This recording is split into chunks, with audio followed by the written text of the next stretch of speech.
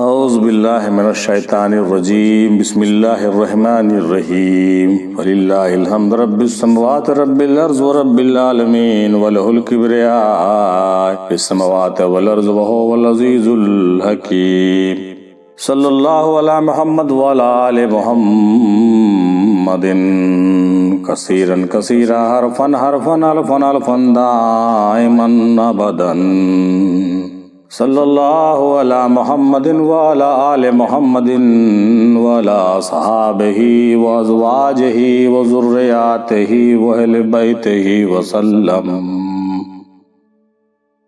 حاضرین، سامعین، ناظرین، السلام علیکم ورحمۃ اللہ وبرکاتہ۔ جیسا کہ آپ نے پچھلے 3 آڈیو میں امیر معاویہ کے تعلق سے 3 موضوع پر بات سنی۔ پہلا امیر معاویہ کی بغاوت، دوسرا جھوٹی احادیث ان کے تعلق سے، اور تیسرا پھر امام حسن علیہ السلام کے ساتھ ان کی جو صلح ہوئی تھی اس پر بات چیت ہم لوگوں نے کیا۔ آئیے آخری ٹاپک پر ان کے تعلق سے بات کرتے ہیں۔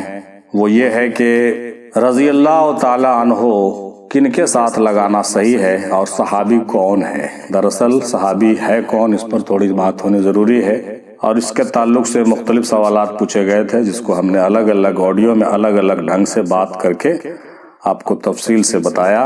اور یہ حوالے ہیں، یہ محنت اور مشقت اور یہ جمع جو ہے تمام باتوں کا تحقیق کا جناب سید صوفی ظہیر عباس قادری صاحب کے حوالے سے ہے۔ اور آئیے اس موضوع کو بھی آج پورا کرتے ہیں اور تھوڑا وقت نکال کر کے اس کو سن لیتے ہیں کہ صحابی کون ہیں اور رضی اللہ تعالیٰ عنہ کن کے ساتھ لگانا صحیح ہے اور کن کے ساتھ نہیں۔ تو آئیے شروع کرتے ہیں۔ حضرت صوفی شمع نیازی صاحب اپنی کتاب تفرقہ اسلام 72 فرقے صفحات 323، 324، 325 پر لکھتے ہیں کہ شاہان بنو امیہ اور ان کے متعلقین جو ایام فتح مکہ میں معافی مانگ لیے تھے یا بالفرض مسلمان ہو گئے تھے، جبکہ زمانہ جاہلیت کا کل باتیں قتل و خون، زنا و اغلام، دھوکہ فریب ان میں پائی جاتی تھی، جیسے ابو سفیان، معاویہ، وحشی، ہندہ، خالد، اکرمہ، مروان، عمرو بن عاص، زیاد بن سمیہ وغیرہ، ان سے متعلقین یزید، عبد الملک، حجاج بن یوسف وغیرہ نے بھی اسی طرز سے حرکتیں کی، کیونکہ صحابی ہونے کی نشاندہی قرآن پاک سے صاف ظاہر ہے۔ قرآن پاک کے تعلق سے دیکھتے ہیں کہ وہ آیت کریمہ کیا ہے۔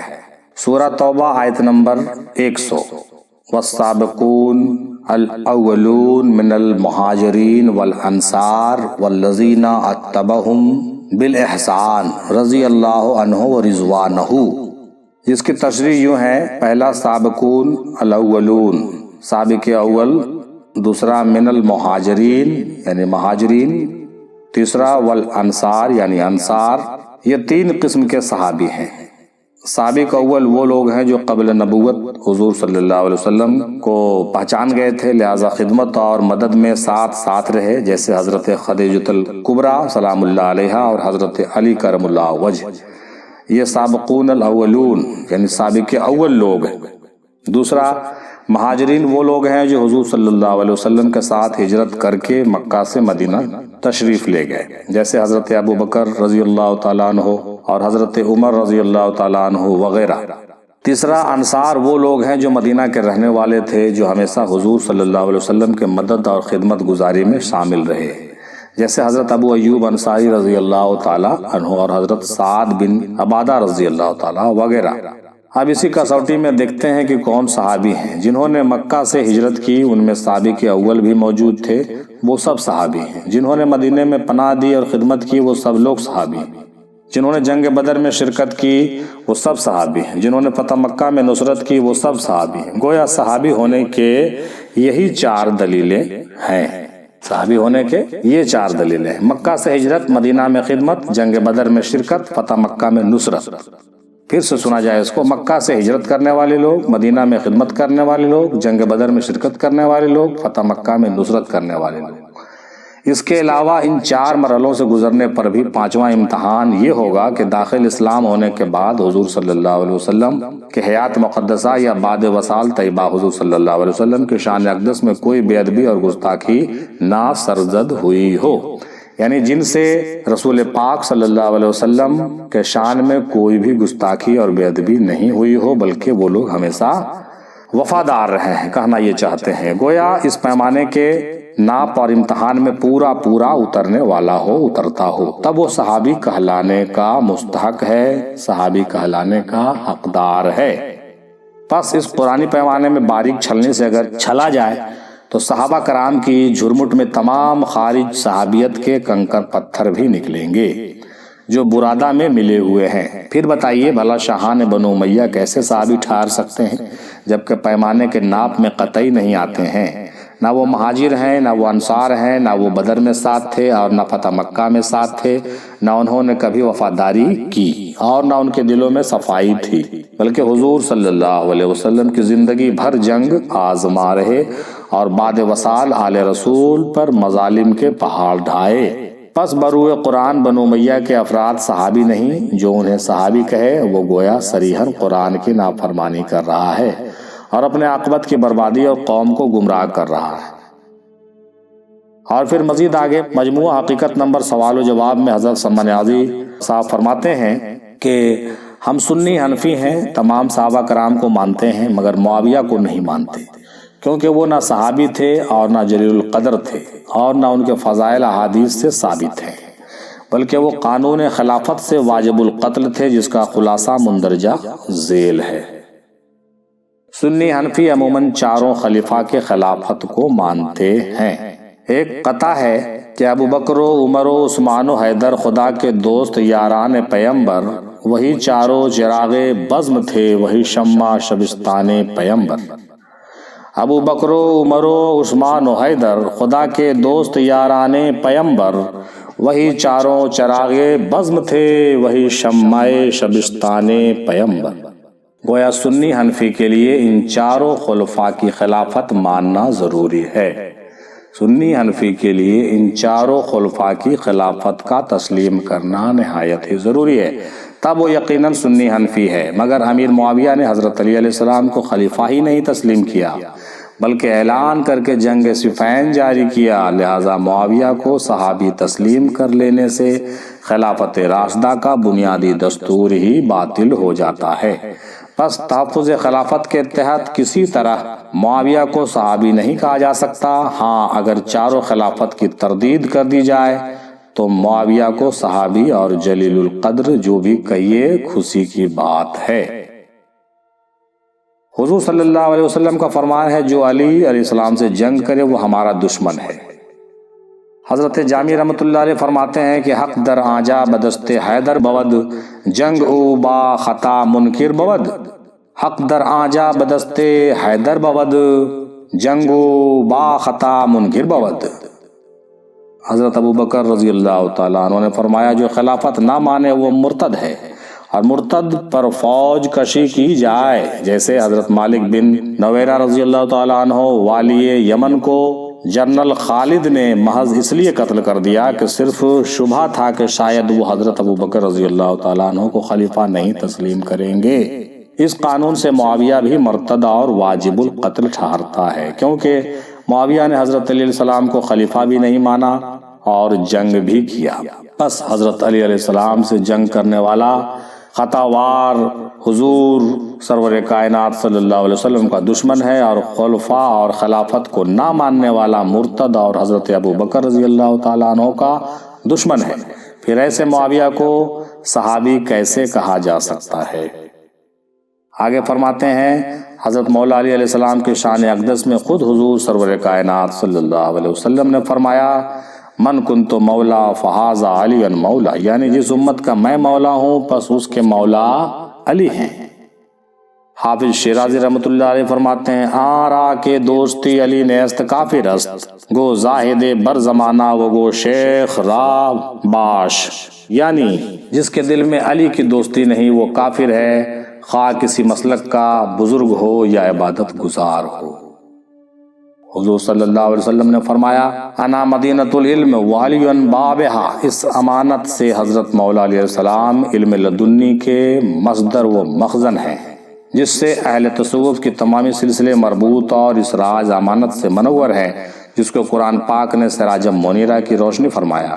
مگر معاویہ نے حضرت مولا علی علیہ السلام کے اس علم لدنی کا کوئی ادب و احترام نہیں کیا بلکہ جنگ کی۔ پھر ایسے معاویہ کو کوئی سنی حنفی یا کوئی مرشد و صوفی کیسے صحابی تسلیم کر سکتا ہے کہ وہ اپنا سلسلہ تصوف باطل سمجھے؟ بس معاویہ کو صحابی تسلیم کر لینا دراصل تسلیم یزیدیت ہے۔ معاویہ کو صحابی تسلیم کر لینا کیا ہے؟ دراصل تسلیم یزیدیت ہے، یزیدیت کو تسلیم کرنا ہے۔ بہرحال سنی حنفی کو لازم نہیں کہ معاویہ کو صحابی تسلیم کر کے در پردہ یزیدیت قبول کرے۔ رضی اللہ عنہ کون ہے؟ اس کے متعلق قرآن کی آیت جو ہے غور فرمائیے، سورہ توبہ آیت نمبر 100 میں، جس کا ترجمہ مہاجرین اور انصار سے سبقت کرنے والے سب سے پہلے لوگ اور وہ لوگ جو نیکی کے ساتھ ان کے پیچھے آئے، اللہ ان سے راضی ہو گیا اور وہ ان سے راضی ہو گئے، اور اس نے ان کے لیے ایسے باغات تیار کیے ہیں جن کے نیچے نہریں بہتی ہے، وہ ان میں ہمیشہ رہنے والے ہیں۔ یہی بہت بڑی کامیابی ہے۔ یہ قرآن کے آیت کا ترجمہ میں نے پڑھا ہے۔ اب دیکھیے اللہ کے نزدیک رضی اللہ تعالیٰ عنہ کون ہیں؟ نمبر 1 مہاجرین، سبقت کرنے والے سب سے پہلے لوگ۔ نمبر 2 انصار، سبقت کرنے والے سب سے پہلے لوگ۔ نمبر 3 اور نیکی کے ساتھ ان کے پیچھے آنے والے سابقین اولین کی پیروی کرنے والے لوگ۔ اب آپ خود فیصلہ کریں کہ کیا معاویہ نے نیکی کے ساتھ سابقین اور اولین میں سے خلیفہ راشد مولا علی علیہ السلام کی پیروی کی تھی؟ پھر وہ کس طرح رضی اللہ عنہ ہو سکتا ہے؟ سورہ نساء آیت نمبر 29 میں اللہ تعالیٰ کا حکم ہے، جس کا ترجمہ یہ ہے کہ اے ایمان والو، آپس میں ایک دوسرے کے مال ناحق نہ کھاؤ مگر یہ کہ کوئی سودا تمہاری باہمی رضامندی کا ہو، اور اپنی جانیں قتل نہ کرو، بے شک اللہ تم پر مہربان ہے، اور جو ظلم و زیادتی سے ایسا کرے گا تو عنقریب ہم اسے آگ میں داخل کریں گے۔ اب معاویہ کا حکم سنیے۔ صحیح مسلم شریف جلد 2 حدیث نمبر 4753 میں اور مسند احمد حدیث نمبر 12151 میں ہے کہ عبد الرحمن عبد رب کعبہ فرماتے ہیں، اے عمرو بن عاص، آپ کے چچا کا بیٹا معاویہ ہمیں ناجائز مال کھانے اور بے گناہوں کو قتل کرنے کا حکم دیتا ہے۔ یعنی کہ اللہ حکم دیتا ہے کہ ناجائز مال نہ کھاؤ، اور معاویہ حکم دیتا ہے ناجائز مال کھاؤ۔ اللہ حکم دیتا ہے بے گناہوں کو قتل نہ کرو، اور معاویہ حکم دیتا ہے قتل کرو۔ اب سوال یہ ہے کہ معاویہ اللہ کے حکم کے بالکل خلاف حکم جاری کر کے کیا وہ اللہ سے ڈرا؟ یقیناً نہیں ڈرا، کیونکہ قرآن کہہ رہا ہے سورہ بینہ آیت نمبر 8، رضی اللہ عنہ ورضوانہ ذالک لمن خشی ربہ۔ ترجمہ، اللہ ان سے راضی اور وہ ان سے راضی، یہ اس کے لیے ہے جو اپنے رب سے ڈرا۔ تو سامعین کرام، معاویہ نے نہ سابقون الاولون کی پیروی کی، نہ مہاجرین کی پیروی کی، اور نہ ہی انصار کی پیروی کی، نہ ہی ان تمام کی پیروی کرتے ہوئے ذرا سا بھی اللہ سے ڈرا، اللہ سے خوف بھی نہیں کی، اور کوئی ایک بھی اعمال ان کے ساتھ اچھا ثابت ہی نہیں ہوتا۔ تو آپ خود بتائیے کہ اللہ معاویہ سے کیوں کر راضی ہو سکتا ہے؟ اہل حدیث مکتبہ فکر کے مولانا سید محمد نذیر حسین محدث دہلوی اپنی فتاویٰ کی کتاب فتاویٰ نظیریہ میں جلد 3 میں صفحہ نمبر 446 پر ایک فتویٰ نقل کرتے ہوئے لکھتے ہیں کہ حضرت علی علیہ السلام کے مقابلے پر معاویہ کا تذکرہ ہو تو وہاں پر حضرت یا دعائیہ الفاظ یعنی رضی اللہ تعالیٰ عنہ کہنا درست نہیں ہے۔ یعنی اگر حضرت علی کے ساتھ امیر معاویہ کا ذکر ہو تو ان کے امیر معاویہ کے نام کے ساتھ نہ تو حضرت لگایا جانا چاہیے اور نہ رضی اللہ تعالیٰ عنہ لگایا جانا چاہیے۔ یہ فتاویٰ نظیریہ میں ہے لکھی ہوئی بات۔ اور ایک اہل حدیث مکتبہ فکر کے علامہ وحید الزماں صاحب کنز الحقائق میں صفحہ نمبر 234 پر لکھتے ہیں کہ صحابہ کرام کے ناموں کے ساتھ رضی اللہ عنہ لکھنا مستحب ہے سوائے ان 5 لوگوں کے، یعنی یہ 5 لوگوں کو چھوڑ کر باقی لوگوں کے ساتھ رضی اللہ تعالیٰ عنہ لکھنا چاہیے۔ اور یہ 5 نام کون کون سے ہیں؟ ذرا بہت ہی غور سے یہ 5 نام سن لیجئے جس کے ساتھ رضی اللہ تعالیٰ عنہ نہیں لکھنا چاہیے۔ پہلا ابو سفیان، دوسرا معاویہ، تیسرا عمرو بن عاص، چوتھا مغیرہ بن شعبہ، پانچواں سمرہ بن جندب۔ اس میں 2 نمبر میں امیر معاویہ کا بھی نام ہے، جس سے یہ پتہ چلتا ہے کہ ان لوگوں کے نام کے ساتھ بالخصوص امیر معاویہ کے نام کے ساتھ رضی اللہ تعالیٰ عنہ نہیں لکھنا چاہیے۔ یہ کہہ رہے ہیں علامہ وحید الزما صاحب کنج الحقائق میں صفحہ نمبر 234 پر۔ ان 5 لوگوں کے نام کے ساتھ رضی اللہ عنہ لکھنا جائز ہی نہیں ہے۔ سنن الکبریٰ بہقی جلد 6 صفحہ 352 حدیث نمبر 9447، سنن الکبریٰ جلد 5 صفحہ نمبر 183 حدیث نمبر 9447۔ جب معاویہ نے تلبیہ کی سنت کو ترک کر دیا تو ابن عباس رضی اللہ تعالیٰ عنہ نے اپنے خیمے سے نکلے اور اونچی آواز میں پکارا لبیک اللہم لبیک، اور کہا معاویہ کی ناک خاک آلود ہو، معاویہ کی ناک خاک آلود ہو، اے اللہ ان لوگوں یعنی گروہ معاویہ پر لعنت فرما، بے شک ان لوگوں نے بغض علی میں سنت چھوڑ دیا۔ امام اہل سنت حضرت عبدالرزاق رحمۃ اللہ علیہ کا فرمان بھی سنتے چلیے۔ سیر علام النبلہ جلد 9 صفحہ نمبر 570 پر اور میزان الاعتدال صفحہ نمبر 610 پر ہے کہ امام عبدالرزاق رحمۃ اللہ علیہ فرماتے ہیں ہماری مجلسوں کو ابو سفیان کے بیٹے معاویہ کے ذکر سے گندا نہ کیا کرو۔ کون فرما رہے ہیں؟ امام عبدالرزاق رحمۃ اللہ علیہ۔ اب آئیے آخر میں دیکھتے ہیں کہ مولا علی علیہ السلام اور معاویہ دونوں سے محبت رکھنا کیسا ہے۔ کتاب ادب الدین و دنیا صفحہ نمبر 257 پر ہے کہ ایک شخص نے حضرت علی بن ابی طالب علیہ السلام سے کہا میں آپ سے بھی محبت کرتا ہوں اور معاویہ سے بھی، تو حضرت علی کرم اللہ وجہ نے فرمایا اس وقت تو کانا ہے، آنکھوں سے دیکھنے والا ہو جا یا مکمل اندھا ہو جا۔ کتاب ادب الدین و دنیا میں صفحہ نمبر 257 پر جو بات درج ہے بہت ہی غور سے سنیے گا سامعین۔ ایک شخص نے حضرت علی بن ابی طالب علیہ السلام سے کہا کہ میں آپ سے بھی محبت کرتا ہوں اور امیر معاویہ سے بھی محبت کرتا ہوں، تو حضرت علی کرم اللہ وجہ نے کیا جواب دیا سو ذرا پھر سے سن لیجئے۔ آپ نے فرمایا اس وقت تو کانا ہے، آنکھوں سے دیکھنے والا ہو جا یا مکمل اندھا ہو جا۔ اس وقت تو کانا ہے میں نے صاف سے نہیں دیکھ رہا ہے، آنکھوں سے دیکھنے والا ہو جا، صاف سے دیکھنے والا ہو جا یا مکمل ہی اندھا ہو جا، مطلب یا تو ٹھیک ٹھیک دیکھ، صحیح دیکھ، یا بالکل ہی نہیں دیکھ، یعنی کہ یا تو مجھ سے محبت کر یا معاویہ سے کر۔ دھرنگی چھوڑ دے ایک رنگ ہو جا، سراسر موم یا تو سنگ ہو جا۔ آخر یہی بات سامنے آ گئی کہ حق حق ہے، باطل باطل ہے۔ وَقُلْ جَاءَ الْحَقُّ وَزَهَقَ الْبَاطِلُ إِنَّ الْبَاطِلَ كَانَ زَهُوقًا۔ وآخر دعوانا الحمد للہ رب العالمین برحمتک یا ارحم الراحمین بحق لا الہ الا اللہ محمد رسول اللہ صلی اللہ علیہ وسلم۔